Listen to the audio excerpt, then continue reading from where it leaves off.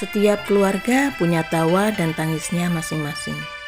Rumput tetangga lebih hijau daripada rumput di rumah sendiri. Begitu kira-kira pepatah mengatakan. Artinya, kadang kita melihat suami atau istri orang lain lebih baik daripada suami atau istri sendiri.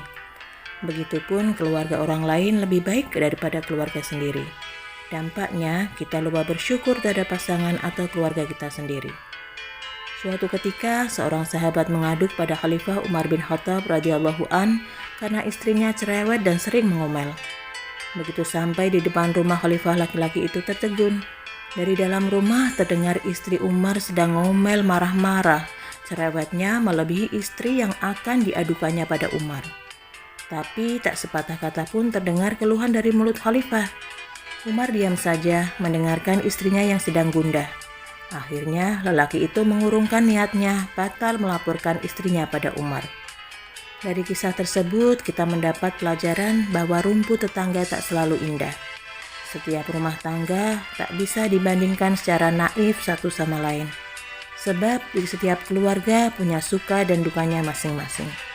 Ada keluarga yang sukanya terdapat pada pasangannya yang setia, rajin ibadah, saling mesra satu sama lain. Anaknya pintar, hafal Al-Quran, dan berbakti pada orang tua. Namun di balik keberhasilan tersebut ada duka yang terselip. Misalnya di balik sosok suami yang setia ternyata nafkahnya kurang. Di balik istri yang rajin ibadah ternyata buruk sangkanya luar biasa. Di balik kemesraan pasangan ternyata ada perselingkuhan. Di antara sekian anaknya yang solih terdapat satu anaknya yang bandel. Seakan Allah mentakdirkan di setiap rumah itu tak ada yang sempurna. Di setiap keluarga ada ruang ujian, yaitu ujian tentang kesabaran, keikhlasan, syukur, dan tauhid. Allah berfirman, "Hai orang-orang yang beriman, sesungguhnya di antara istri-istrimu dan anak-anakmu ada yang menjadi musuh atau ujian bagimu. Maka berhati-hatilah kamu terhadap mereka." Quran Surat 64 ayat 14.